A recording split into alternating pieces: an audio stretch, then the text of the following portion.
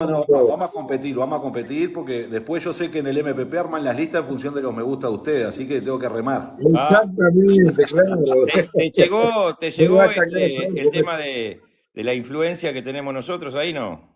Me ha llegado, me ha llegado, me ha llegado. Bueno, Y además tenés que tienen estar gente bien por con todos nosotros, lados. Bueno, ¿viste? Tienen gente por bueno, todos lados. golazo, Pacha, bueno, queremos charlar contigo respecto a en qué estamos, en qué andamos con este tema de ser oposición, en este momento haber pasado del oficialismo de estos 15 años, hoy somos oposición, y bueno, y nos encuentra bajo un gobierno que ha sido de alguna manera muy benévolo con las clases prominentes, con los potenciados, con los mayaboro, y ha aumentado en simultáneo la pobreza infantil, por ejemplo.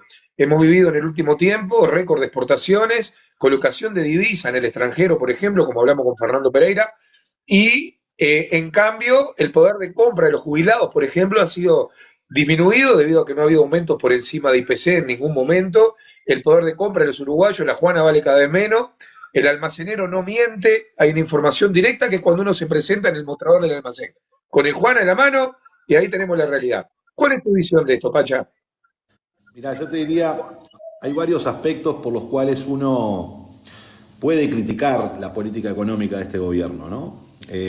Uno podría ser por las promesas incumplidas del gobierno, donde hicieron una campaña electoral planteando un conjunto de grandes obras y realizaciones que no se dieron. Ese podría ser un aspecto. El otro aspecto podría ser por la ineficiencia, en definitiva, del gobierno a la hora de gestionar problemas que tiene la ciudadanía. Y algún aspecto que puede tener carácter ideológico. Tú decías recién, el gobierno comenzó definiendo que eran poco más que empleados de los Maya Oro, ¿no? Que había que sacarse el lastre del Estado, así lo dijo el presidente de la República, y que había que dejar que el Maya Oro se hinchara y quitarle cualquier tipo de control para que con eso la vieja teoría del derrame funcionara, ¿no? Teoría del derrame que no funcionó en ningún lado. Entonces, el otro aspecto es ideológico, ¿no? Tiene que ver con esto, si necesitamos que haya supermillonarios para poder resolver los problemas de la pobreza, que está demostrado que cuanto más ricos hay, eso no resuelve los problemas de la pobreza. Pero yo lo quiero enfocar por otro lado, no por el lado humanista, digamos, las situaciones que se han generado en el país, como bien decías vos, de que los niños han aumentado la cantidad de niños en situación de pobreza, los hogares, los jubilados tienen problemas para llegar a fin de mes, ahora en el área metropolitana además tenemos que sacar 4.000, 5.000 pesos del bolsillo para poder consumir agua potable, que es un derecho humano esencial que está en nuestra Constitución. Lo quiero encarar por el lado económico.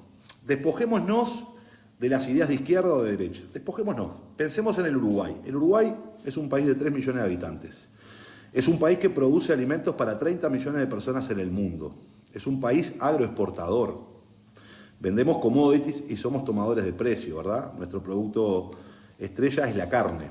¿Qué es lo que pasa? Los sectores agroexportadores son sectores muy importantes para la economía del país porque son los que traen divisas.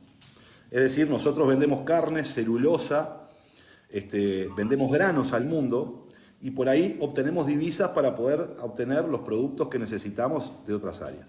¿Qué pasa? El problema es que el sector agroexportador no es generador de mucho empleo. Esencialmente por sus condiciones y por ahora por el incremento de la tecnología, el sector primario en sí, el famoso Maya Oro de los grandes exportadores, no son generadores de empleo, son generadores de divisa y son un motor importante de la economía porque atrás de eso están los servicios agrícolas, atrás de eso están los fletes, atrás de eso hay un montón de servicios industriales. Pero ¿por qué estoy desarrollando este camino? Es inviable un país con una política económica que desconoce su mercado interno. Cuando tú construís una política económica de achicar el presupuesto público, es decir, achicar el gasto público, por supuesto que hay derechos que se pierden, pero lo que se pierde es una economía que en vez de crecer se achica. Cuando yo achico salarios, cuando yo achico jubilaciones, lo que estoy haciendo es achicando la economía del país. Y la gran proveedora de mano de obra en el Uruguay son las pequeñas y medianas empresas, que son el sector industrial y comercial, que vive del mercado interno, no vive del mercado chino. Entonces, cuando vos aplicás una política económica como aplica el gobierno herrerista, que dice yo voy a dejar que el Maya Oro, que el agroexportador no tenga ningún problema, pero voy a bajar los salarios, no voy a incentivar la industria nacional, no voy a proteger la industria nacional, no voy a proteger a los comercios y tampoco voy a proteger el poder de compra de jubilados y trabajadores, lo que estás haciendo es afectando el mercado interno y detonando la economía del país.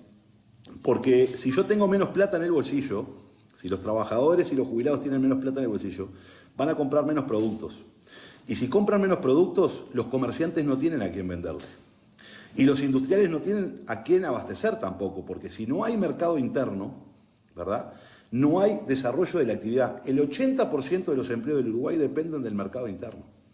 Entonces, cuando vos aplicás una política económica como la que está aplicando este gobierno, como la que se aplicó en la década del 90, con atraso cambiario incluido, que hace que a los exportadores pierdan dinero exportando porque están exportando con una moneda que cuando la pasan a pesos están perdiendo dinero, y eso es para el sector agropecuario muy importante.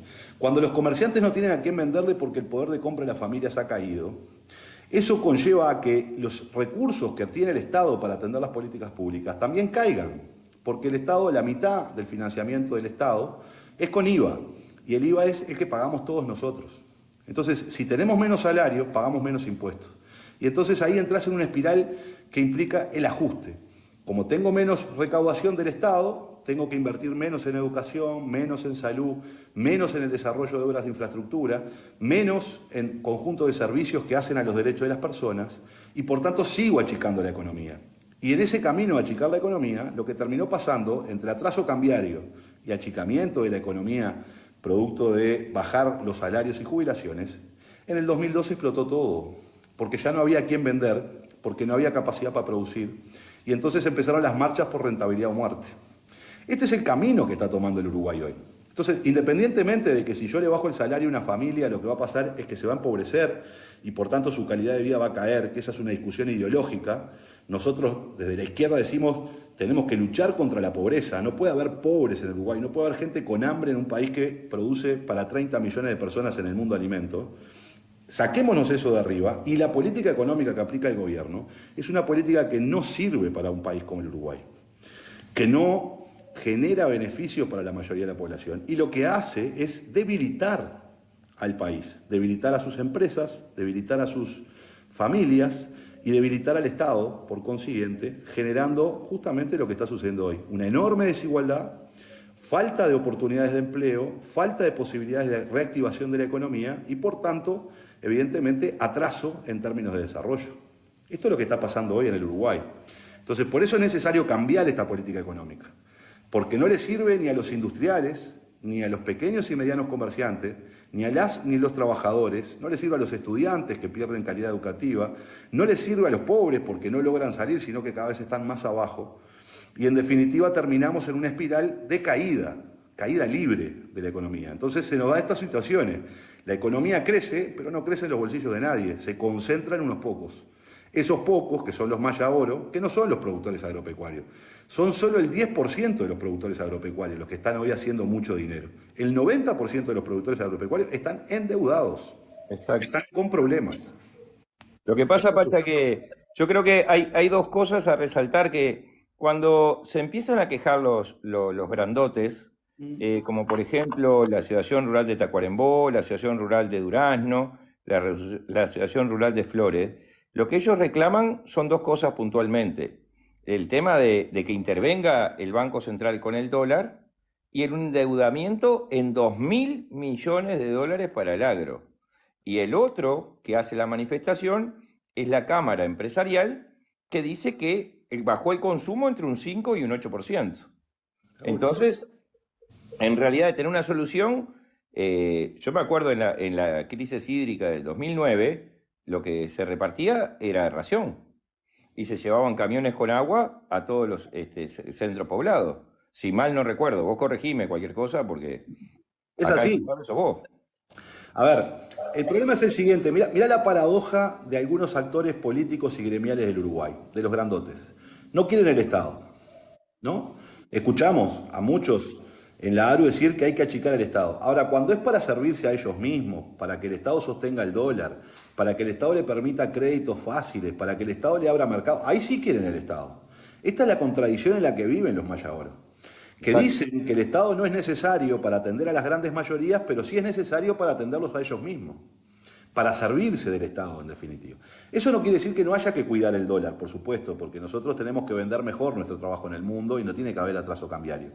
Pero esta situación es una situación en la cual esa es la contradicción de la derecha realista, que difunde un discurso anti-Estado, pero es un anti-Estado que en realidad es antipolíticas sociales, antipolíticas para las mayorías, porque ese es el Estado que no quieren. Ahora, cuando el Estado tiene que salir a defender mercados en el mundo, cuando el Estado tiene que bajar impuestos y dar condiciones favorables para atender el endeudamiento agropecuario, ahí no hay problema, ahí queremos más Estado todavía, ¿no? Esa es la contradicción. Por otro lado, este Estado, tenemos una política que está llevando adelante el gobierno suicida, tremendamente suicida para este país. Mirá, el Ministerio de Ganadería ha perdido enorme cantidad de recursos, tanto humanos, porque no reponen a los funcionarios. El 50% de los funcionarios del Ministerio de Ganadería están por jubilarse, tienen causal jubilatoria. Y el gobierno con el recorte ha dicho que no se pueden llenar esas vacantes. Con lo cual estamos poniendo en riesgo el estatus sanitario del Uruguay. Mirá nada más ni nada menos, lo que le ha costado al país ganar mercados como China, ganar mercados, entrar en los mercados más exigentes como Japón, entrar en los mercados en la cuota 483 de la Unión Europea. ¿Qué es eso? Bueno, vos entras a mercados donde pagan mucho mejor por tu carne, por tus cortes, porque garantizás el estatus sanitario, porque tenés trazabilidad ganadera, porque tenés una producción libre de aftosa, por ejemplo, y porque tenés eso, lo podés certificar y entonces entras a esos mercados que te pagan mucho más. Eso se pone en riesgo si yo no tengo una buena política sanitaria. Y una política sanitaria requiere tener muchos veterinarios que visiten las plantas industriales, que certifiquen que en términos bromatológicos y de calidad de la carne no está contaminada. Y esas cosas no se están sucediendo hoy. Hoy se está debilitando esa capacidad del país. Pero además se ha debilitado las políticas diferenciales para los productores pequeños. Desfinanciaron el Instituto de Colonización. 30 millones de dólares le quitaron al Instituto de Colonización. Le sacaron el 90% a la Dirección de Desarrollo Rural. Pararon el programa Más Agua a la Parcela. Sí, claro. Vos corregime, estaba aprobado para 2.500 productores con un presupuesto de 25 millones de dólares que se entregó junto con la carpeta de Casupá, ¿no? Exactamente. Y lo frenaron dentro del recorte. Y entonces tenemos un déficit hídrico de durante 3 años, que es un efecto natural, que digamos, en los últimos 50 años no había pasado. Eso es verdad. Y eso nos afecta porque tenemos una producción al aire libre. Pero el problema es cómo reacciona el gobierno. ¿Sabes cuántas toneladas de ración repartió el gobierno? 2.000 toneladas de ración. En el 2008, vos hablabas recién del 2008 y del 2009, hubo una seca muy importante. ¿Sabes cuántas toneladas repartió el Frente Amplio para la producción familiar? 30.000 toneladas. Casi lo mismo, Pacha, también estás haciendo, ¿entendés? Casi lo mismo, que son de 8.000 a 30.000, tampoco no, es tanta ni siquiera de 8.000. 2.000 toneladas repartió. Perdón, de 2.000 a 30.000. Número más, número menos. Cero más, por menos. 5% más o menos. Entonces, el no poner recursos en el sector es un camino de, digamos, crecimiento de la concentración, porque ese pequeño productor que tiene 200 hectáreas en tierras de basalto, que produce los terneros que luego van a engordar los invernadores del Uruguay, tiene problemas porque con la seca tiene que bajar la carga del campo. Y entonces vendió sus vacas, porque no las puede alimentar, porque no le puede dar agua, y entonces baja la cantidad de vacas que tiene, y eso quiere decir que el año próximo van a nacer menos terneros, porque además con animales que están más débiles, los niveles de preñez también caen.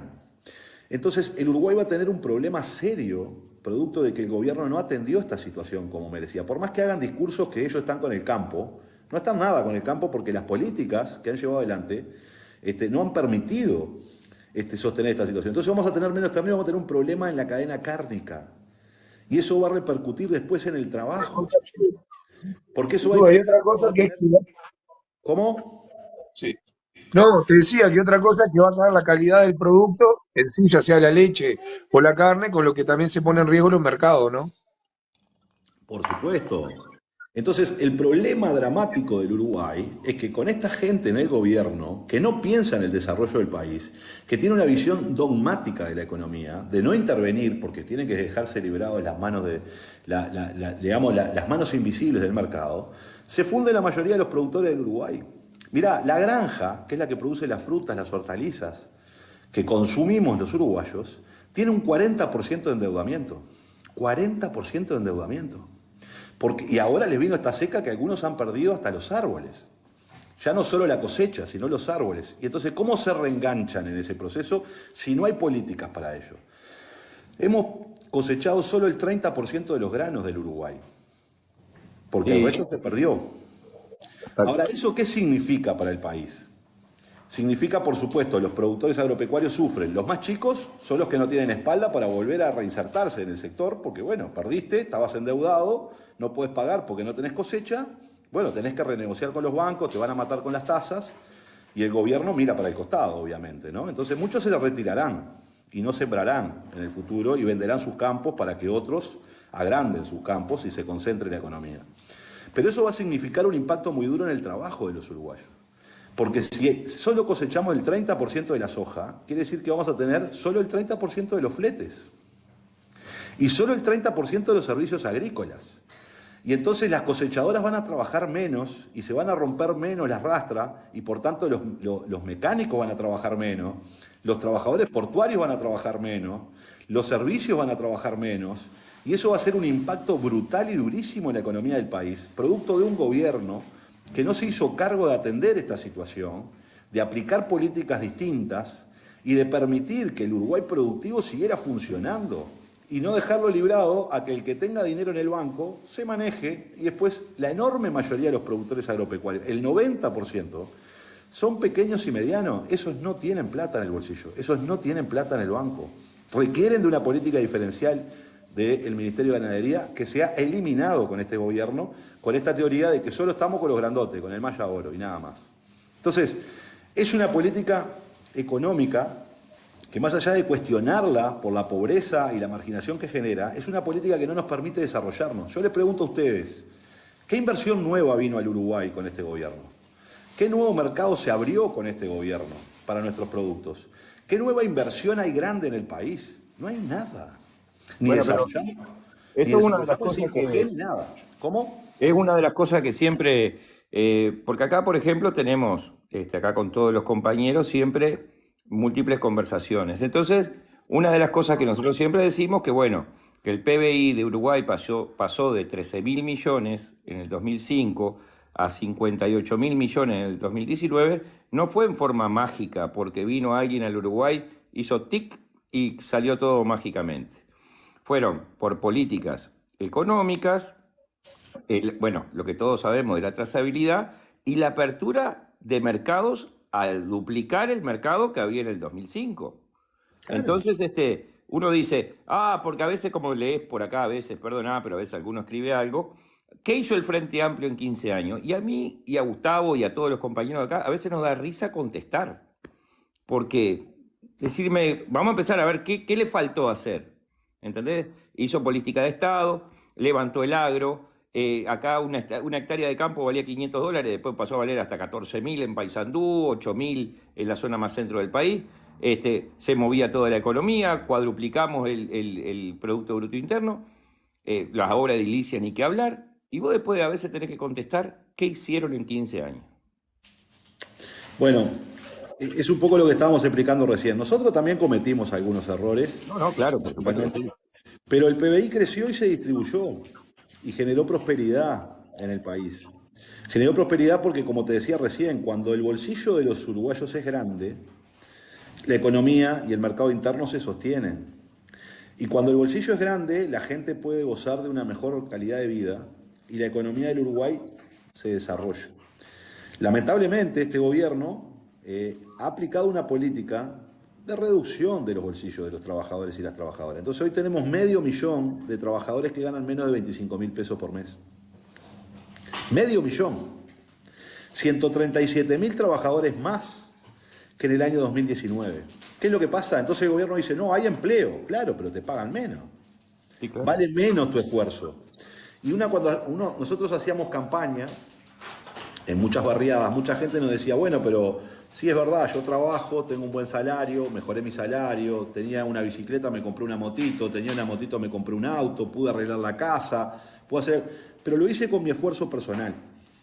Y es verdad, en parte, que si vos no salís a trabajar, nadie te va a regalar nada. Si vos no estudiás, no te vas a recibir de nada. Tu esfuerzo personal vale, por supuesto. Ahora, cuando hay políticas públicas que defienden los intereses de la mayoría, tu esfuerzo personal es mejor remunerado.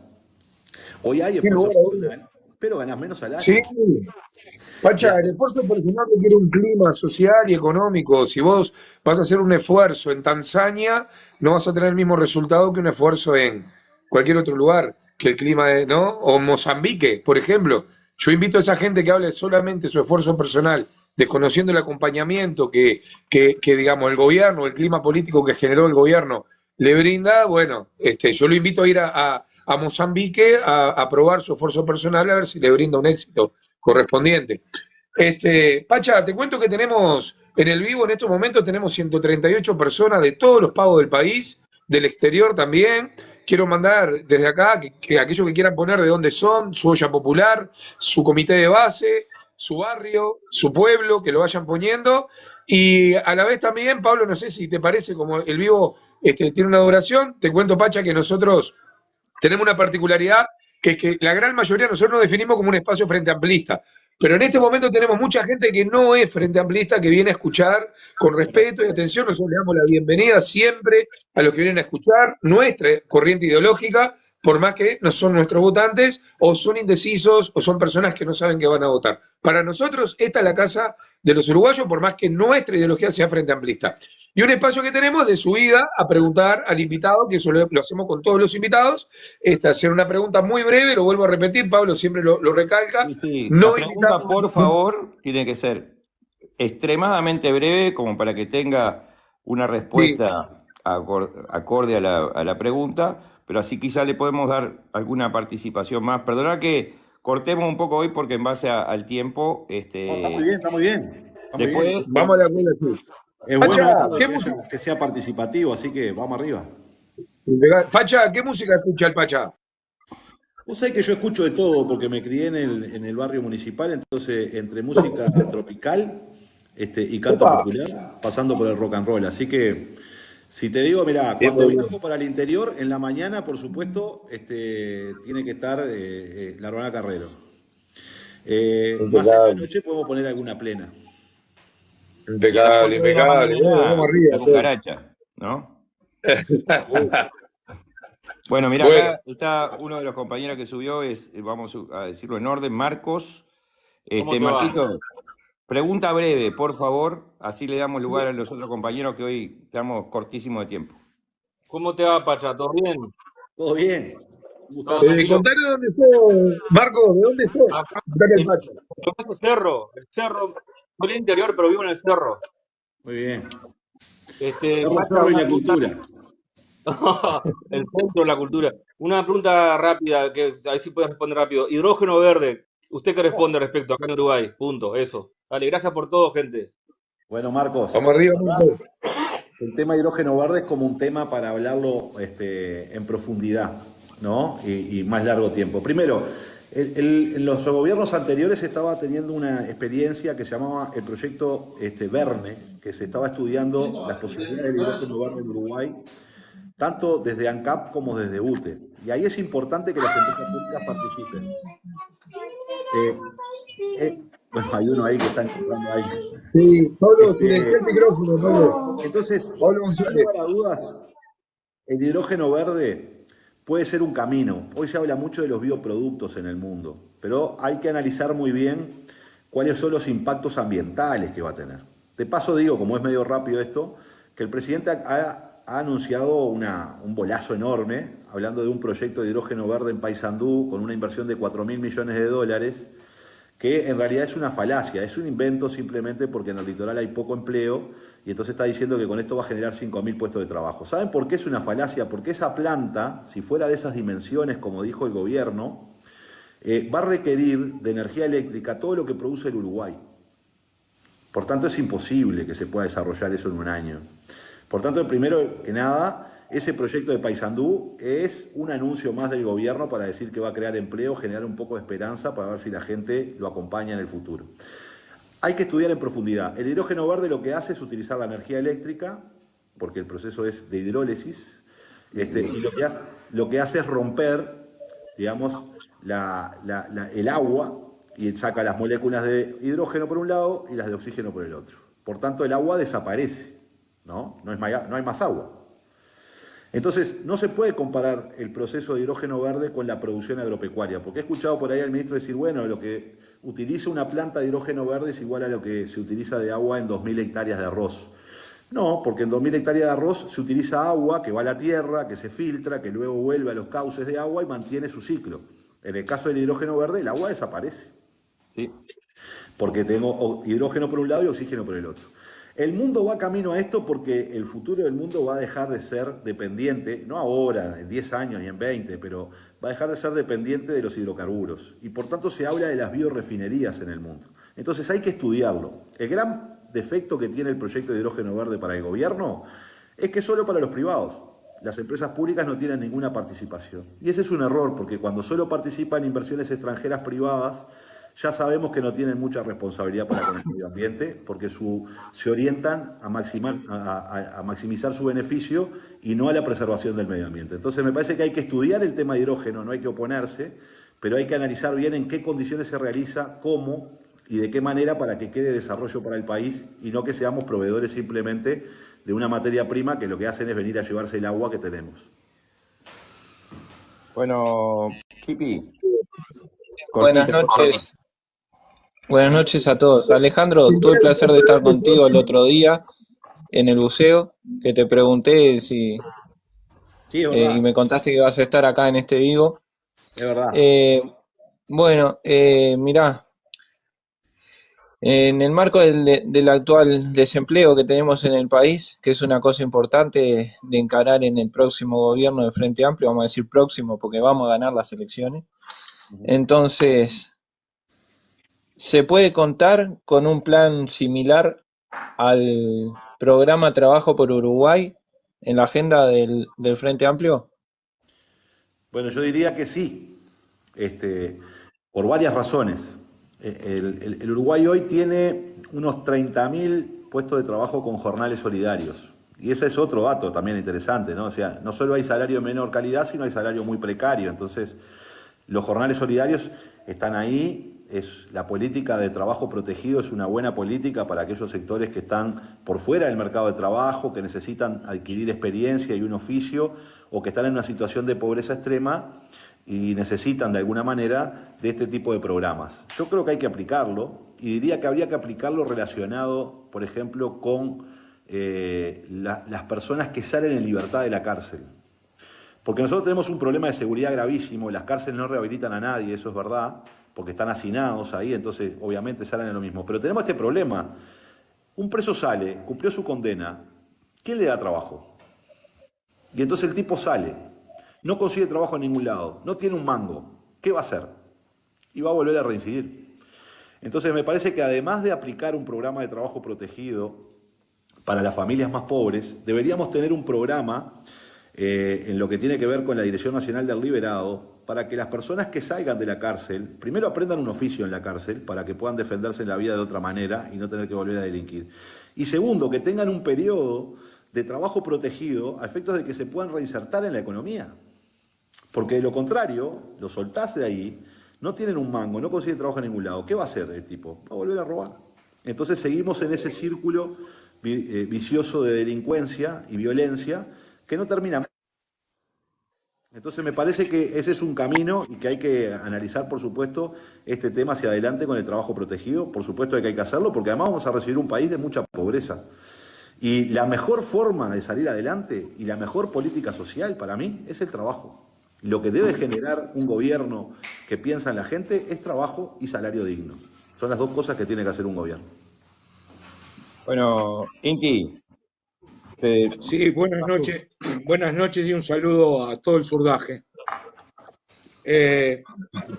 Primero, una aclaración porque sabés que los POF entienden mal, ¿viste? El Pacha dijo que el agua desaparece. No, el agua no desaparece. Cuando se quema el hidrógeno, se convierte nuevamente en agua.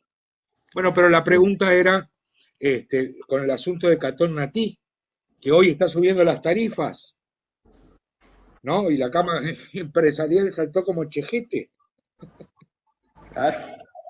Bueno, es muy bueno lo que ¿Cómo vos tiran decís. en contra a este gobierno? Sí. Es muy cierto lo que Creando vos decías. una... Cuando vos producís hidrógeno y oxígeno por otro lado, después que utilizas el hidrógeno y el oxígeno, vuelve a conformarse el agua, por supuesto, en la atmósfera y retorna, eso es así. Yo me expresé mal diciendo que desaparece el agua. Ahora, lo que tú estás diciendo ahora es clave. Claro, Esto es brutal, porque el gobierno firmó un contrato con una empresa que vamos a decirlo con todas las letras. Es un contrato antinacional. Es un contrato que le dio todo a una empresa. Yo no tengo nada contra Catún así. Yo qué sé, son belgas, están en el Uruguay, buscaron su mejor negocio y el gobierno se los dio porque no defendió el interés nacional. Entonces le dio el monopolio, nada más ni nada menos, de la salida y la entrada del puerto de Montevideo.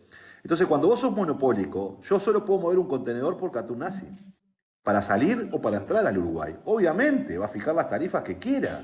Si no tengo forma de entrar por otro lado, no tengo más remedio que pagarle a Catún Nazi lo que quiera. Y no ha hecho una sola inversión. Entonces, es obvio que las inversiones en el futuro las va a financiar con un aumento de los costos. Y ese aumento de los costos en el Uruguay para las importaciones va a significar que los trabajadores tengan menos recursos, porque el 80% de lo que está en la góndola es importado. Y por tanto, si tengo que pagar más por el contenedor, te lo van a trasladar a vos. Entonces, ha sido un muy mal negocio para el Uruguay, una entrega indeseable, porque el Uruguay es frontera pradera-puerto. Es más, le voy a decir esto, cometimos el acto antinacional, además, este gobierno, de retirar a la Armada del puerto de Montevideo, porque las instalaciones de la Armada pasaron a ser de Catún Nací. O sea, nada menos que sacamos la Armada que estaba, y recordemos que el Uruguay y Montevideo, antes de ser ciudad, fue un apostadero naval.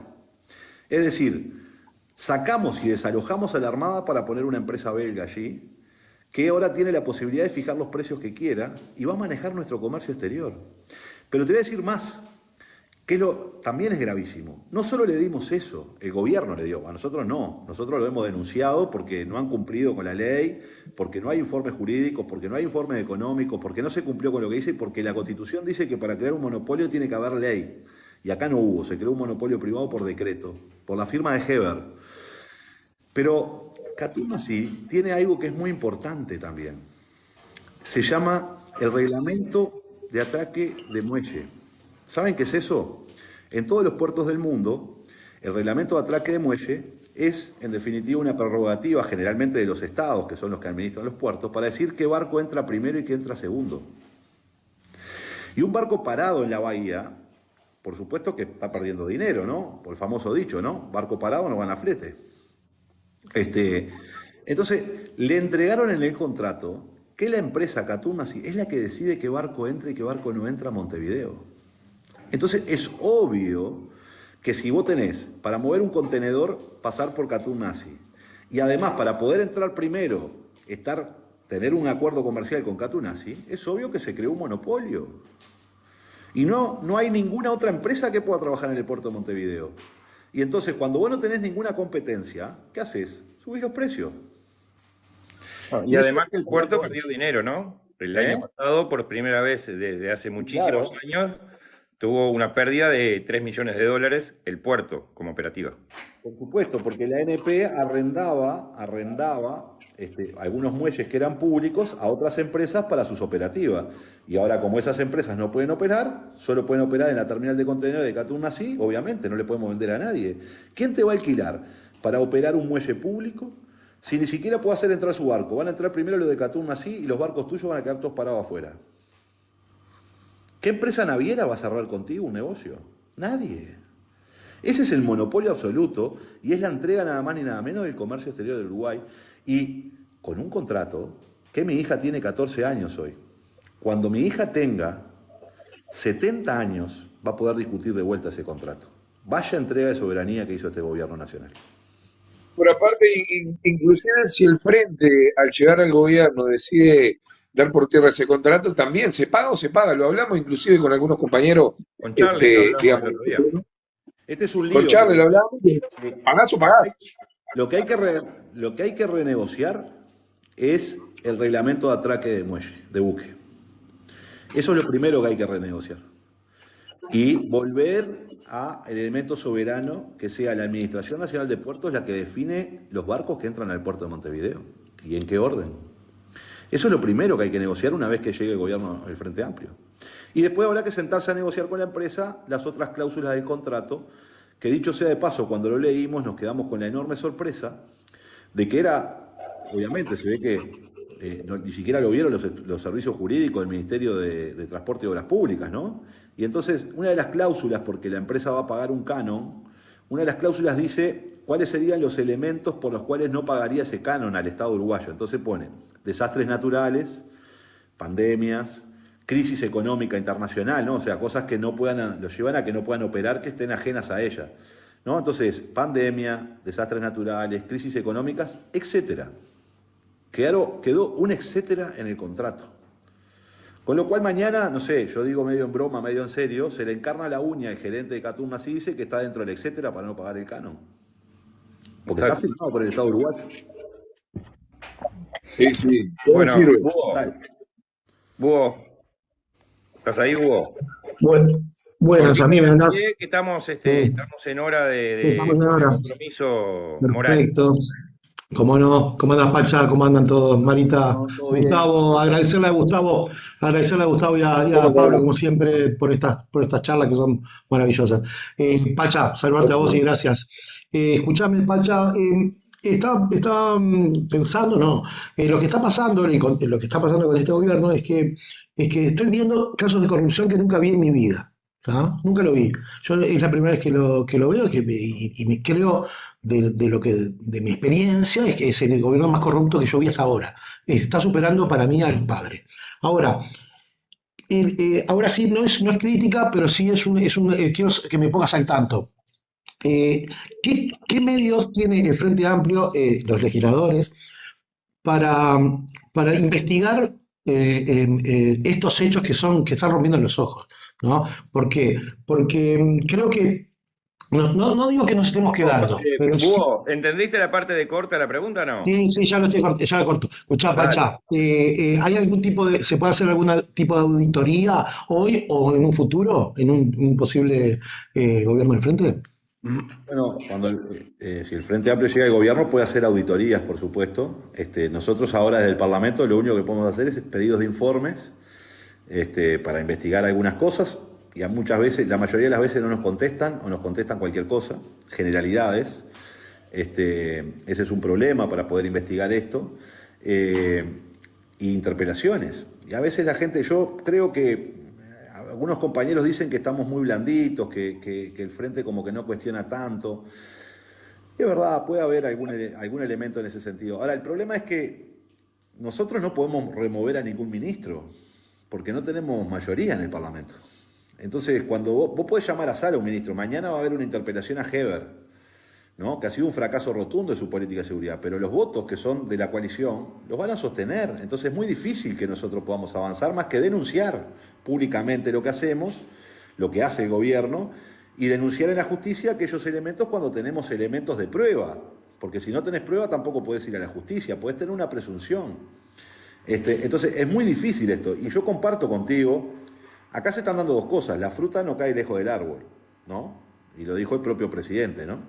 Pero me parece que la fruta ha rebasado a su creador.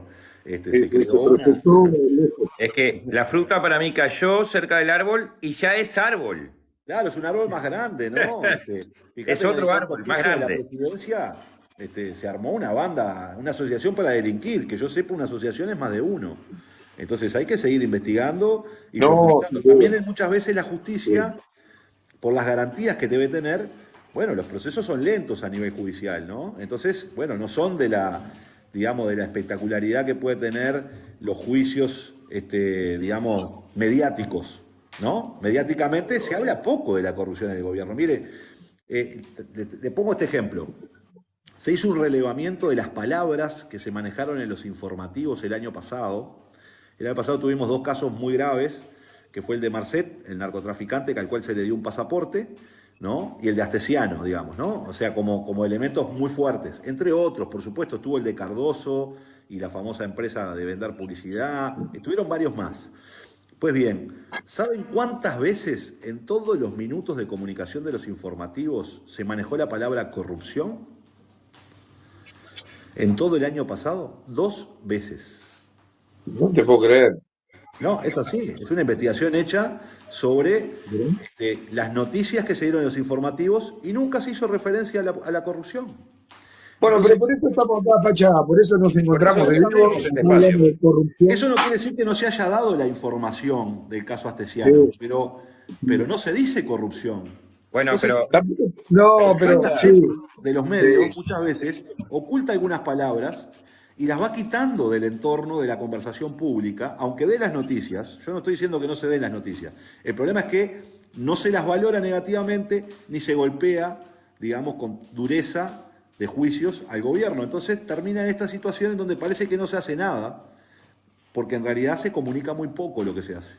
lo que pasa que a mí una de las cosas que me mata, por ejemplo, es con el caso, por ejemplo, de Mutio o del otro señor de ahí de Tacuarembó, que tenía un camión con leña y 1.000 kilos de la sustancia blanca, que se refieren a esas personas como el empresario. Claro. No No es el un delincuente. delincuente, es Exacto. el empresario que contaba en su camión pobre con unas leñas y una tonelada de merca. ¿Qué te El parece? señor empresario. Eso a mí me mata. No, Es una pero es cosa peor, que... Pablo. Es peor todavía porque también se hablaba cuando gobernaba el Frente, en los informativos decía, vamos a hablar de inseguridad. Ahora Claro. dice, vamos a hablar de policiales. Entonces, Bueno, ese manejo del léxico, por supuesto, que es las campaña. palabras Y designan cosas. Las Sí, palabras designan cosas, ¿no? Entonces, sí, sí. evidentemente, lo que no se nombra no está dentro de la discusión pública y muchas veces los medios cumplen esa función. No es que no informen, no es que no den la noticia, sino que no le agregan connotaciones negativas. Incluso cuando se hablaba del caso Astesiano, un altísimo porcentaje de las noticias hacían referencia al Frente Amplio. Sí, Y no claro. Sin algo duda. Sí, sí, sí. Bueno, Sí, Marita, sí. tenés una pregunta extremadamente breve porque ya estamos pasados. Nos dijo que iba a estar Sí, 40 que yo tengo minutos y ya que, estamos. tengo otro compromiso Bueno. ahora. Hola Pacha, gracias por haber venido. Lamento el poco tiempo. Ojalá la próxima sea más largo. Pero bueno, La próxima la en hacemos realidad mi sin pregunta... límite de tiempo. La próxima, dentro de 2 semanas, hacemos una sin límite de tiempo. Bien ahí. Dale, vamos, Perfecto. Le tomamos la Pacha. palabra. En realidad mi pregunta va dirigida a otro tema que es el tema de, no sé si vos conocés a Uruguay Soberano, Sí. el movimiento por el cual se están juntando firmas para que los contratos sean visibles tanto para el Poder Legislativo como para el pueblo. A ver si, mi pregunta es si en realidad es posible que si se llega a un plebiscito uno pueda revertir el contrato de Catognatí y saber de qué se trata el contrato de Pfizer, por ejemplo. Sí. A ver, varias cosas y la dejamos agendada para la próxima sin límite de tiempo, que tenemos hidrógeno verde y esta cuestión de el Uruguay soberano. A ver, yo creo que no es necesario hacer un plebiscito para estas cuestiones que se están planteando. Legítimamente hay gente que quiere iniciar un plebiscito. Si el plebiscito, supongamos que el plebiscito, en la pregunta que tú hacías, se dé afirmativo, no nos permite revisar los contratos que ya firmó el Estado uruguayo. Ese es el primer elemento que hay que tener en cuenta.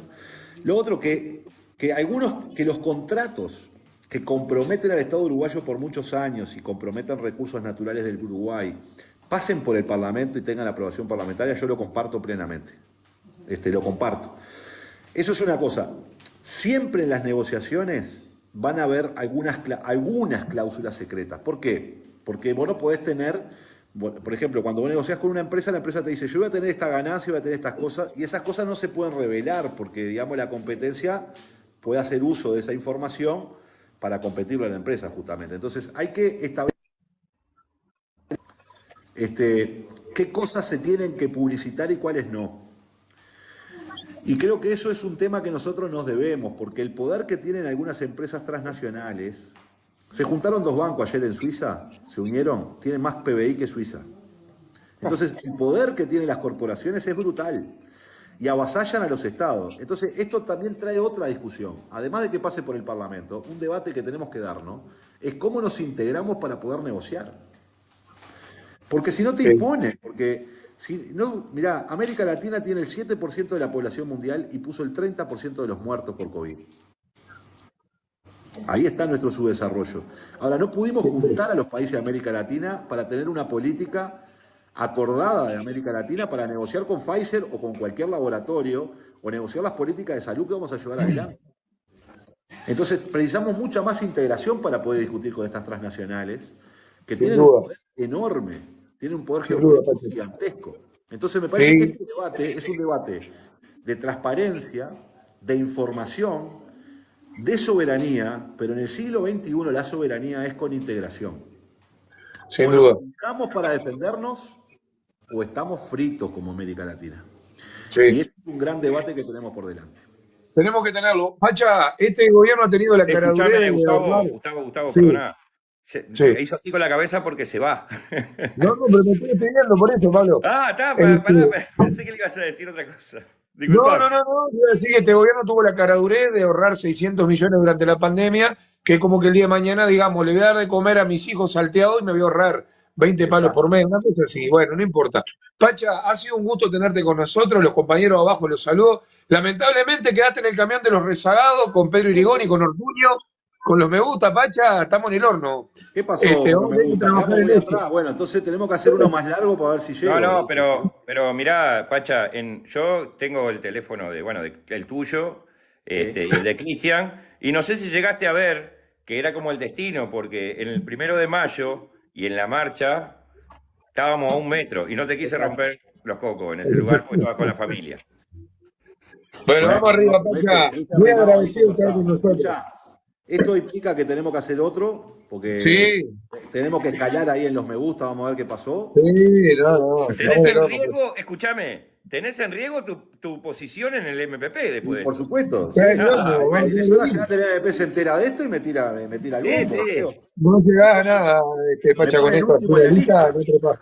Me pone Bueno, el último en la Pacha, lista. muchísimas gracias, vos. Muchísimas No, gracias a gracias. ustedes. Y bueno, quedamos para dentro de 2 semanas, uno hasta que vos digas. Dale. Vamos arriba. Dos Un semanas. abrazo, Hasta la próxima. abrazo Sí, les grande. agradezco muchísimo. Gracias a todos los que han participado, los que han comentado y a ustedes por esta iniciativa que es maravillosa. Vamos adelante. Dale, Vamos vamos arriba, arriba. vamos Nos arriba, vemos. vamos Muchas arriba. gracias.